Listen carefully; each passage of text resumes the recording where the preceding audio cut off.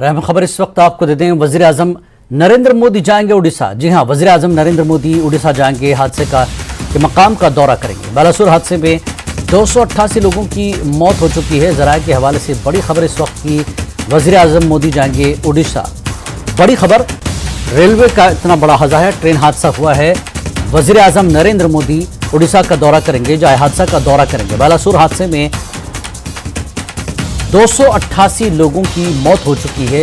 जराये के हवाले से ये खबर आई है कि वजीर आजम नरेंद्र मोदी उड़ीसा का दौरा करेंगे। बालासुर हादसे में 288 लोगों की मौत हुई है। वजीर आजम हादसे के मकाम का दौरा करेंगे। तो पीएम मोदी, बड़ी खबर इस वक्त की, वजीर आजम नरेंद्र मोदी उड़ीसा जाएंगे, हादसे का मकाम का दौरा करेंगे। बालासुर हादसे में 288 लोगों की मौत हो चुकी है। जराये के हवाले से अब तक की बड़ी खबर। तो बालासुर हादसे में 288 लोगों की मौत हुई है, 1000 से ज्यादा लोग जख्मी हो गए हैं। ऐसे में एक दर्दनाक हादसा उड़ीसा में पेश आया है, जिस पर वजीर आजम मोदी खुद अब दौरा करने वाले हैं। वजीर आजम नरेंद्र मोदी जाएंगे उड़ीसा। उड़ीसा में ट्रेन हादसे के मकाम का दौरा करेंगे। तो बड़ी खबर, वजीर आजम नरेंद्र मोदी ट्रेन हादसे के मकाम का दौरा करेंगे, उड़ीसा का दौरा करेंगे पीएम मोदी। पीएम मोदी उड़ीसा जाने वाले हैं। और बड़ी खबर है इस वक्त की, ट्रेन हादसा हुआ है और इस ट्रेन हादसे में 288 लोगों की अब तक मौत हो गई है और 1000 के करीब लोग जख्मी हुए हैं। सुशील पांडे हमारे नुमाइंदे इस वक्त हमारे साथ जुड़ चुके हैं। सुशील, क्या जानकारी? बताया जा रहा है कि पीएम भी दौरा करेंगे।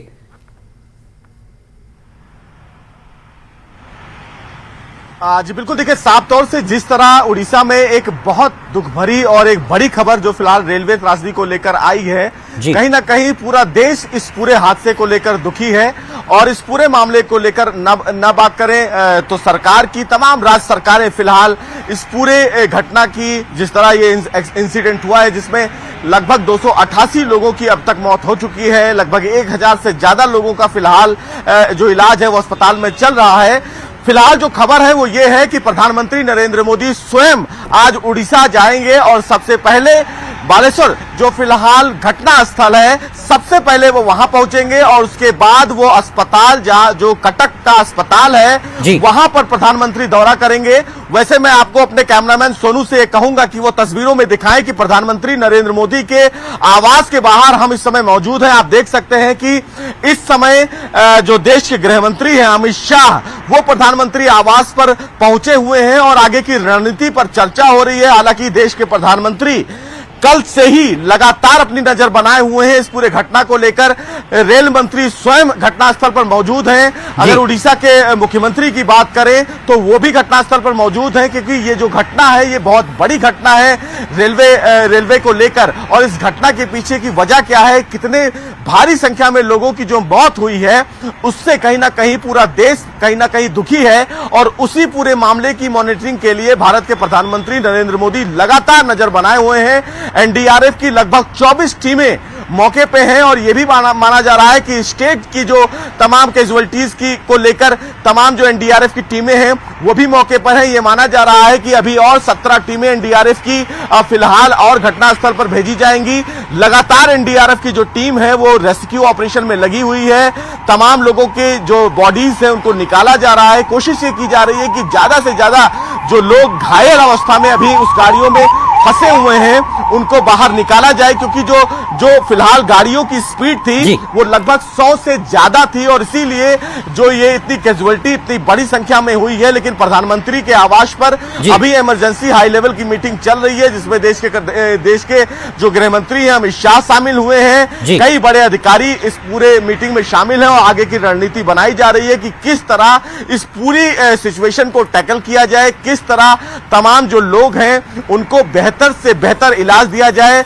रेलवे टेलीकम्युनिकेशन को लेकर लगातार जो हेल्पलाइन नंबर है वो जारी किया गया है। लोगों से लगातार रेल मंत्रालय संपर्क में है। तमाम जो यात्री उस पूरे ट्रेन में यात्रा कर रहे थे उनके परिवारजनों से लगातार संपर्क साधा जा रहा है।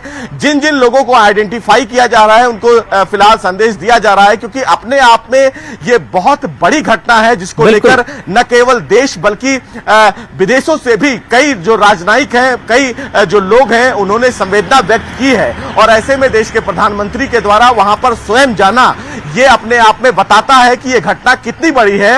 हालांकि कल रात की घटना है और आज देश के प्रधानमंत्री स्वयं घटना स्थल पर जाएंगे तो निश्चित रूप से कहीं ना कहीं इस पूरी दिशा में पूरी भारत सरकार लगी हुई है और इस पूरे मामले पर राजनीति का कोई फिलहाल अभी अवसर नहीं होना चाहिए, क्योंकि पूरे देश को एक साथ खड़े होकर इस पूरी संवेदना को व्यक्त करने की आवश्यकता है।